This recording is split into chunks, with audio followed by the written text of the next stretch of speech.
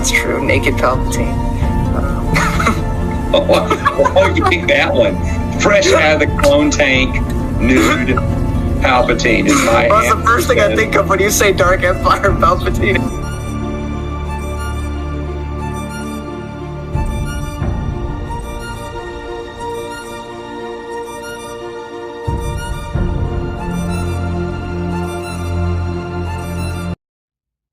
Hello. You can thank it, Welcome to Dairy, that we are here. Actually, funny story. I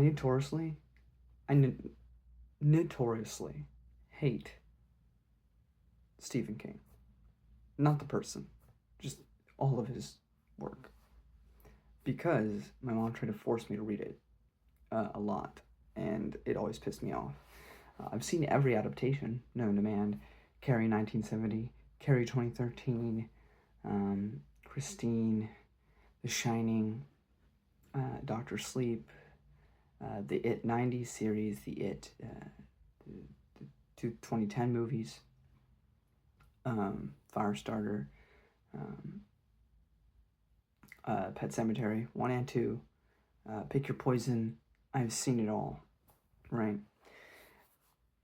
And then I also was forced to read, or not forced, but heavily guilt-tripped into reading The Talesman. So that will be a reread for me whenever I get to that. But I never wanted to read these. I just had no interest. I just don't. However, the one thing that did interest me, that was like a long time down the line, someday I'll get to, was The Dark Tower. Because it's fantasy. And I already like fantasy. So I was like, maybe one day. And then, in 2025, near the end of the year, we got It, Welcome to Dairy, which was phenomenal, I think. And having Halloran in it from The Shining and having all those connections, I was like, yes, this is fantastic. Better than the movies. And because of those connections, because of how that show was handled, I went, fine. I'll make the plunge. So, I read Salem's Lot by Stephen King, which came out in 1974. So, long before I existed. Before my parents existed, even. My mom was born in 81, so. But Salem's Lot is solid. It's good. I like it. People said this is like one of Stephen King's best, which has me nervous. It's not. it's fine. First off, it's not an original villain or story inherently. This is a vampire story. A vampire story for the modern day of the 70s. And, 2025 is the same year we got Sinners. Pretty sure we got Nosferatu either at the end of 2024 or the beginning of 2020. I forget. But Nosferatu came out. Vampire stories just aren't that original. I mean, that was the whole point. It was meant to be, like his take. And it's cool. But there's nothing... It might have been new in the 70s. But it's not new now. I mean, you got Jim Butcher with Dresden Files, right? You got Supernatural. All these types of shows that do like the fairy tale, modern day. So it's not anything I haven't seen. The main character's fine. Ben. The side characters are fine. People are like, oh, the character work is fantastic. I don't know. I may upset Stephen King fans. It was fine. I don't know. I'm not seeing the hype behind this. Do I agree that there's not too much bloat here? Mostly. But people claim this book is like, got no filler. And this book drags. For me, it dragged at least. Maybe it doesn't for you. But it definitely drags. And I get it. He's trying to it's a horror book, so you want to build up the characters so you actually care about them before everything goes. And I like everyone. I don't have any particular character that I'm in love with, that I'm like, oh gosh, I hope nothing bad happens to them, outside of one, and we'll get to him in a bit. But outside of that, every character was like a typical horror movie character. I'm trying to think. Like, I think Alien Romulus was pretty mixed with people, but I generally thought everyone in that movie was likable enough to where I didn't want them to die. Um, but I wasn't like, oh yeah, this character is fantastic. You know what I'm saying? Like they were good. They were fine. They were, I hope nothing bad happens to these people. Same with like if you talk to somebody on your line in McDonald's, you're waiting for your order and you strike up a conversation with someone, like, and they seem chill. Like, yeah, if I just immediately after that see them get hit by a car, I'm gonna feel like really bad. But like I also don't like I'm not like in love with this person as my best friend because I don't know them. And I feel like I don't we spend so much time with these people, but I still feel like I don't care about them enough. You know what I'm saying? And the relationship with Susan and Ben is fine. I don't think it's that sweet or that romantic or anything like that. I don't know. Again, your mileage may vary. I don't know. I watched some reviews after I finished the book. People were saying that was one of the better parts, and I'm like, I don't know. What do I know? I'm not in a relationship, but to me, it didn't seem that fantastic. Didn't seem like they had that strong of chemistry. But again, what do I know? And clearly, I'm the minority here because all the Stephen King books sell like hotcakes. So clearly, I don't know what I'm talking about. But to me, it was just okay. Overall, this book was fine. The parts of it that excel is some of the dialogue with the vampire himself. Also, there seems to be already woven into the fabric of this book connections to a wider world, even if that world didn't exist yet. There's no term for the shine in this book, but I think it'd be hard pressed not to make connections to The Shining when the Marston house gives a very similar vibe and tone to the Overlook, because we talk about evil and how it can be sustained and exist in a certain location with history. And Ben, I would think would have the shine because he gets certain inclinations and feelings about the house and other things. Strong enough to combat Pennywise? Probably not, but there has to be something there, even if there wasn't a word for it yet. So I think all that stuff is interesting. But by and large, it's your typical vampire story. It's let's make vampires scary. Oh, in what was at the time modern day, So let's make because I mean Stephen King wears his influences on the sleeve. You see exact quotations in these books, so he definitely is harkening back to the vampire from the 1800s or Bram Stoker's Dracula, and so on and so forth. In Bram Stoker's Dracula was a horror story for the modern times of the 1800s, so Salem's Lot's definitely like a horror story for the modern times of the 70s. So we always harken back to that. But by and large, I wasn't like enthralled with this book. I didn't think it was the greatest thing ever.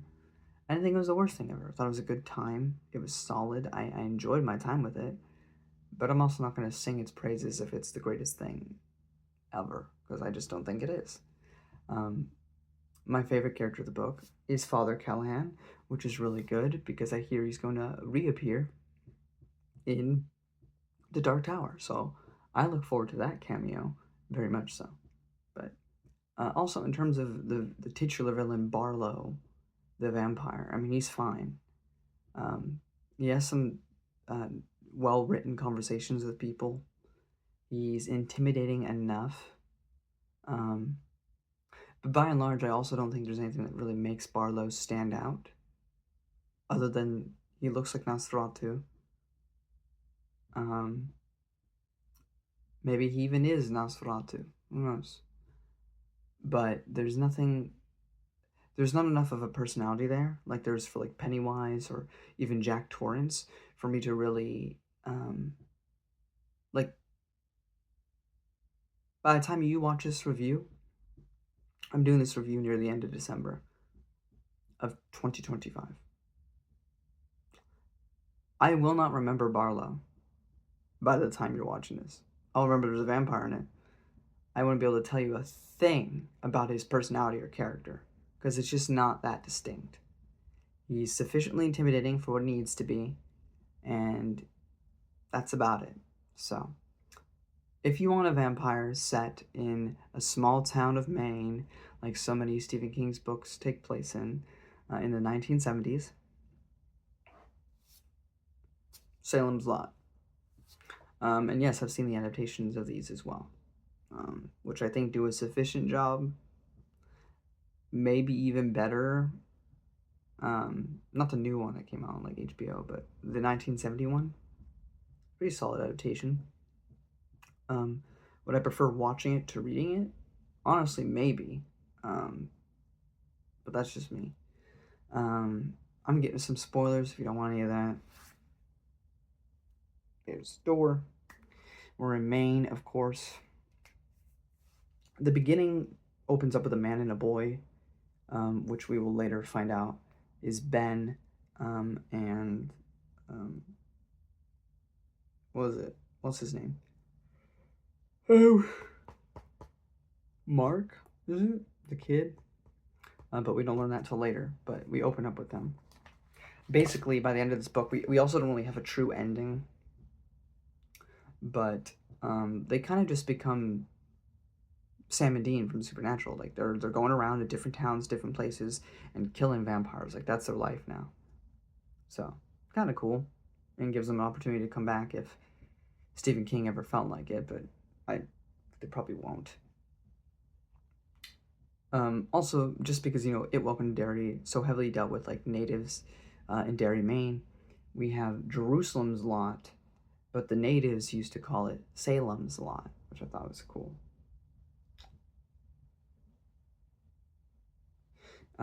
There's a kid who confesses. The kid in the opening, Mark, which you don't learn that until the end of the book, confesses to a priest about dark things in the world. I just like that little discussion they had.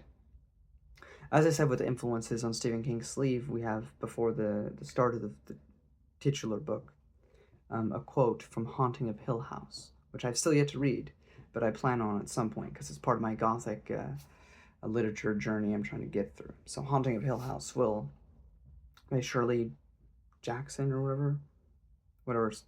I'll get to that book eventually. So we meet Ben, who's the main character, and Susan. We learn that Ben's father died. His mother was a bit unhinged, so he lived with his aunt in Salem's Lot. Ben's mother was killed, or she I think killed herself. So Ben has a lot of trauma here. Will be even further trauma down the line with him, and it gets to the point where so much bad things have happened to him. I feel like the book does not sufficiently, I know Stephen King can do it because I know there's books like Pet Sematary and stuff, and other series where we deal with characters, trauma and use it really effectively with their character, like in It. But for a man that lost his father, his mother, and we later learn lost his wife, you think we would delve more into that, but we really don't. I mean, we get a little bit, but he's the main character, and I feel like he's not a bad protagonist. A lot of people seem to dislike him. I would like him a lot more if they'd actually dealt with these things, but it's like it's shoved in here for sake of getting you to care about him instead of like making you feel what he's feeling, and I think that's a little bit of a missed opportunity.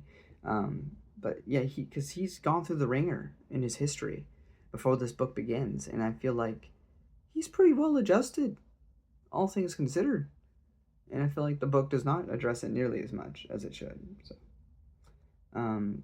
we also see the dynamic of Susan, her mother, and the conflicting, clashing of personalities. The Marston house is this house full of evil. Uh, Ben, as a dare, once went up there and found um, the Marston Sir, I forget his first name, found him dead. And, earlier, uh, Marston's wife was found dead by a shotgun wound, seemingly from the husband. So, this is one of the most interesting parts of the book for me, just because there's this idea perpetrated by Ben that there are so much evil could be done somewhere, that evil as like a force, like a reality, can exist within certain places and linger. And in fact, the vampire of this book will later go on to buy the property of that house because he likes the evil that dwells in there. Like, the reason that the vampire even chooses Salem's Lot to stay in and feed is because he likes the evil aura, the evil energy surrounding this town. And it all centers on that house, which has nothing to do with the vampire. The vampire's just choosing to live here due to that. But the house already has this evil, this history before the book even begins. And then, of course, we have the townsfolk themselves, and they have their deep-seated sins and secrets that they hide within themselves as they present a kind front.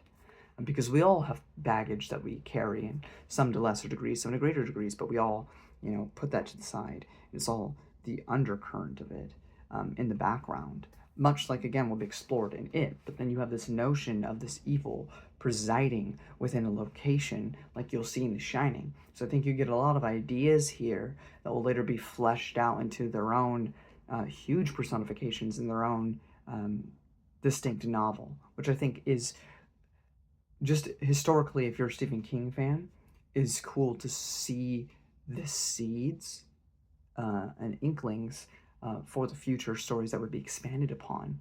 But also in terms of greater lore and universe as a whole, since these are all connected in some way, shape, or form, you get an example here of darkness, of evil existing within a location, which also happens in The Shining. You also get an example of somebody noticing these things. Maybe it's The Shining, maybe it's not. I think some people just say he's attuned to like supernatural things. But isn't that just The Shining? I mean, let's not be pedantic here. Stephen King didn't have a word for it back then because he hadn't written The Shining. But I would like to think, even if it's just headcanon, that Ben has a little bit of the shine in him, and that's why he senses something wrong with this place. I mean, anybody can. It's an abandoned house, right? But there's definitely something more there to be said about evil presiding in a place, and the villain of the story taking up residence there because of it. I do think that's interesting. And I mean, I know Salem's Lot is a location in the Dark Tower. So again, I'm keeping notes here for the vague things I do know about the Dark Tower and seeing about this connecting universe. So that was probably the highlight of the book for me, is all the speculation on the house and the speculation of darkness and evil and what that means in congruence with the natural world. Hopefully I made any sort of sense there.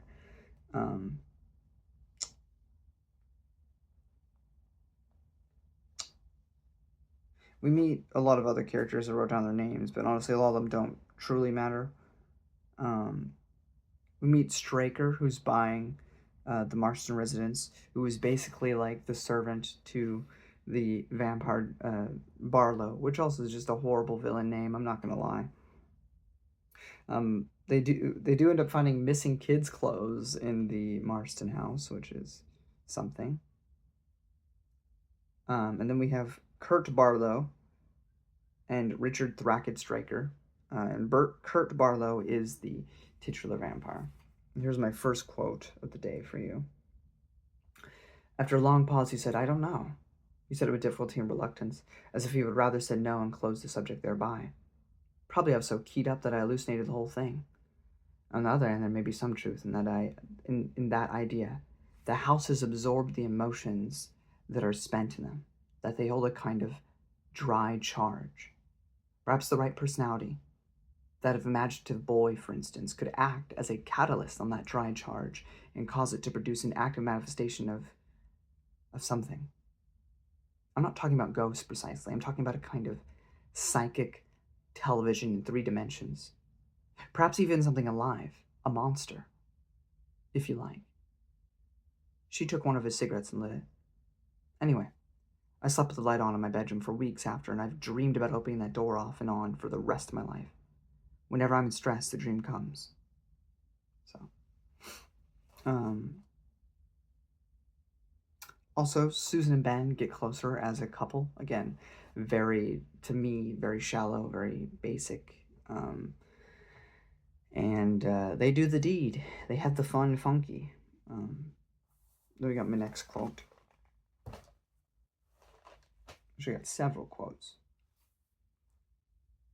Do you know The Haunting of Hill House by Shirley Jackson? I got it right. Yes. You quoted softly. Whatever walked there walked alone. You asked what my book was about. Essentially, it's about the recurrent power of evil. She put her hands on his arm. You don't think that Ralphie Click was gobbled up by the revengeful spirit of Hubert Marston, who comes back to life on every 3rd year of the full moon? Something like that. You're asking the wrong person if you want to be reassured. Don't forget, I'm the kid who opened the door to an upstairs bedroom and saw him hanging from a beam. That's not an answer. No, it's not. Let me tell you one other thing, before I tell you exactly what I think. Something Manila Corey said. She said there are evil men in the world. Truly evil men. Sometimes we hear of them. More often they work in absolute darkness. She said she had been cursed with the knowledge of 2 such men in her lifetime. One was Adolf Hitler. The other was her brother-in-law, Hubert Marston. He paused. She said that on the day Hubie shot her sister, she was 300 miles away in Cape Cod. She'd taken a job as a housekeeper for a rich family that summer. She was making a tossed salad in a large wooden bowl. It was 2:15 in the afternoon, a bolt of pain, like lightning, she said. When through her head, she heard a shotgun blast. She fell on the floor, she claims. When she picked herself up, she was alone in the house. 20 minutes had passed. She looked in on the wooden bowl and screamed. It appeared to her that it was full of blood. God, Susan murmured. A moment later, everything was normal again. No headache, nothing in the salad bowl but salad. But she said she knew that her sister was dead, murdered with a shotgun. That's her unsubstantiated story? Unsubstantiated, yes, but she's not some oily trickster. She's an old woman with enough brains left to lie. That part doesn't bother me. Not very much, at least. There's a large enough body of ESP data now so that a rational man laughs it off at his own expense. The idea that Bertie transmitted the facts of her death 300 miles over a kind of psychic telegraph isn't half so hard for me to believe as the true face of evil. The really monstrous face that I sometimes think I can see buried in the outlines of that house. You ask me what I think, and I'll tell you. I think it's relatively easy for people to accept something like telepathy or precognition or teleplasm because their willingness to believe doesn't cost them anything, doesn't keep them awake. But the idea that the evil that men do lives after them is more unsettling. He looked up at the Marston house and spoke slowly. I think that house might be Hubert Marston's monument to evil, a kind of psychic sounding board, a supernatural beacon, if you like, sitting there all these years, maybe holding the essence of Hubie's evil in its old, moldering bones. Now it's occupied once again.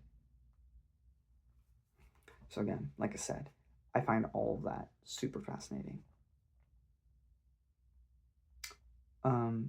There's also a great scene between Dud and Barlow.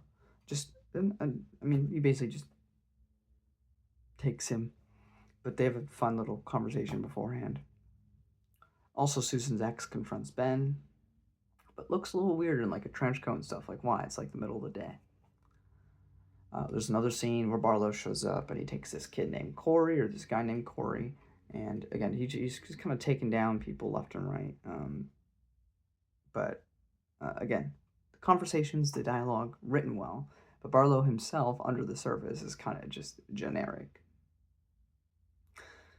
Favorite character, Father Callahan, he wanted the struggle to be pure, unhindered by the politics that were the back of every social issue like a deformed Siamese twin.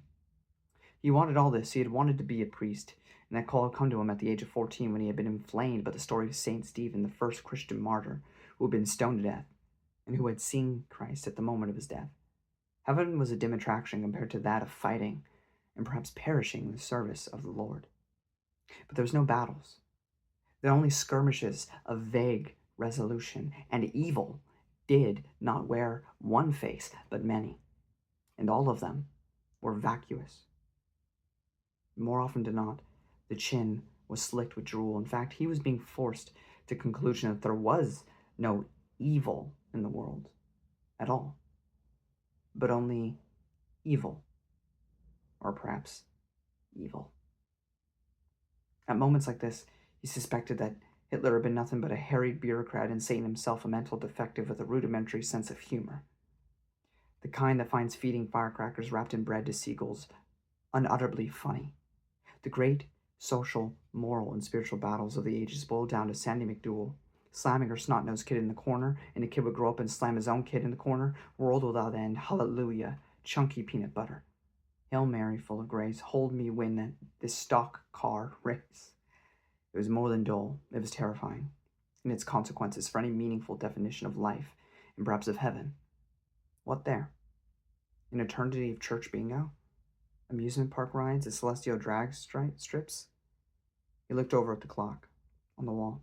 It was 6 minutes past midnight and still no sign of Fred Astaire or Ginger Rogers, not even Mickey Rooney. But the evap had time to set. Now he would vacuum it up and Miss Curlis would not look at him with that expression of pity, and life would go on. Amen.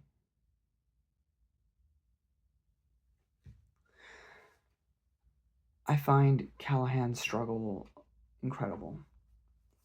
Truly the best written character here. He becomes a priest. He wants to serve people, wants to serve the Lord. You know, the big evil, Satan, right? But most days, you don't have a Pennywise. You don't have a Satan or a Barlow. We have each other. And you get to a point, kind of like we are now, where there's so much evil in the world and so much disguise behind a smile. It's hard to trust anything, but it's hard to also think that you can fight back against anything. I mean, I'm trying to pursue acting, but I wouldn't dare. I'm not brave enough for politics or being a police officer or anything. What's the point? So much goes wrong. How do you fix it? How do you change it when it's so ingrained in human consciousness and in society? Not just America, anywhere. There's so much evil, but it's not clear. There's no vampire to gun down and shoot. It is everywhere and everyone. And fighting it oftentimes seems hopeless. Almost like maybe God isn't even there. And that's a trap that can be fallen into. I think Father Callahan falls into that. As in the titular time he needs that faith, clearly he didn't have it. So.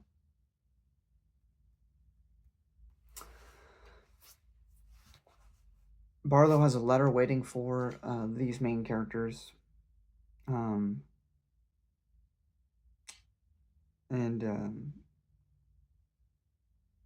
I write it down? I might have, but ultimately it doesn't matter. He writes a letter because they go to the Marston house and he's not there because he caught on to them trying to get him. So that becomes a race to kill him, and he kills some more people. And eventually they stop him, and yada yada yada yada yada yada. That is that. But the letter was really well written. I enjoy, I guess, when a villain is a little sadistic and has fun. So, no, it was a good letter by him. Yeah. The last part of this book that I truly want to discuss is Father Callahan's insufficient faith. He meets up with Barlow, and There's a confrontation, and then he uses the holy water, and he's got the cross, which the cross usually does light up. And it's a thing of like, and I think Dresden does something similar. The Dresden Files, where whether or not God is real is irrelevant. How much faith do you put into the object in question that it can fight the creatures of the night, I suppose? Clearly, Callahan is doubtful. Because at the moment he needs it most, it fails him. Because his heart wasn't in it. He didn't really trust in God or in the power of faith. So when the time he needs it most, it fails him. And I think Father Callahan was the best written character in the book. I think his struggles, his doubts, everything about his character was exquisite and is the best thing about this book that Stephen King did. But yeah. Also, Susan, again, who I think is a underwritten character, in my opinion. She basically is used as a plot device so that we can get more sympathy for Ben, who has already lost his father and mother, by the way, and has lost his previous wife that he apparently had due to drunk driving. Maybe. We're not explicit on that because he never went to jail for it. Also loses his new girlfriend because she gets turned into a vampire by Barlow, and so he has to kill her. And I've heard people say like this, it was so good, like it did, you know, it was really emotional, affected him. I'm like any movie ever where you have to kill the one you love. Like, I don't know, like it's such a cliche. Maybe it wasn't in the 70s. It is now. You know, like all that stuff, like it just wasn't. The ideas here are so powerful and good. The struggle with Callahan, phenomenal. Every other character, eh. Barlow himself has some nice speeches. Stephen King's preparing for Pennywise here. Maybe. But by and large, Barlow's the most forgettable vampire of all time. There's nothing to differentiate him really from the Nosferatu that he's so clearly based on, being bald and all, or just Bram Stoker's Dracula. You know who's more intimidating? Oh, guess what? Same guy that plays it, Bill Skarsgård in the Nosferatu movie that just came out. But of course, Barlow looks more like the Nosferatu from the 1920s, of course. But there's nothing about him that's really unique, other than he's a modern day version. And you know, and people mention the scene by the window. It's fine. I don't know. Maybe I'm just reading this too late as an adult, or if it's not that, maybe it's just the time period that I'm reading this in. Now that it's 2025, and now that when you're watching this, 2026, it's like this came out in the 70s, and it's not scary. Not that I don't get scared by much, so I wasn't going in this hoping to be scared. That's not why I watch horror. The only horror that has ever scared me was a game called Siren, terrifying. Silent Hill games, I feel comfort when I play them. That's really it. I can't think of too many horror games. Maybe Amnesia: The Dark Descent, but I again played that when I was like 13. But I don't really get scared, especially not by movies that I'm watching. But I've also been desensitized because I've watched horror movies since I was like 3. So I don't know. I watched this when I was like 10. You got the film adaptation. I don't know, or miniseries, whatever it was. I don't know. All the scenes that people talk about, part of it has to be you read it when it came out, or you read it growing up in high school or something, like Mike's book reviews. He said he read this in high school or whatever. Like, cool. But for me, it was just fine. The highlights were what I discussed with you now. earn that. It's kind of whatever. And those are all my thoughts. It was fine. Up next, we have Carrie. And then I think it's The Shining. I'll have to double check on that. I know The Shining is a lot different from the Kubrick film. I have seen the miniseries. Miniseries was god awful. Sorry to say. Sometimes novels should stay novels and can't be adapted. And if they are adapted, they need to be adjusted. And in The Shining's case, just have to be abundantly clear. Stanley Kubrick's film is just a better film. A better thing for a viewer of TV/film to watch. And if you want the true story, then you could read the book. But do not watch that miniseries because it's kind of doo-doo trash, in my opinion. Different mediums deserve different levels of care, and some things need to be scrubbed. This is why we call it an adaptation, not a one-to-one recreation. Anyway, we'll talk about that when I get to The Shining. Until then, guys, watch out for the things in the night. And meet a guy named Barlow. One, be like, that's a weird name. And walk away. Because who knows? He just might be a vampire. Anyway, guys. Till next time.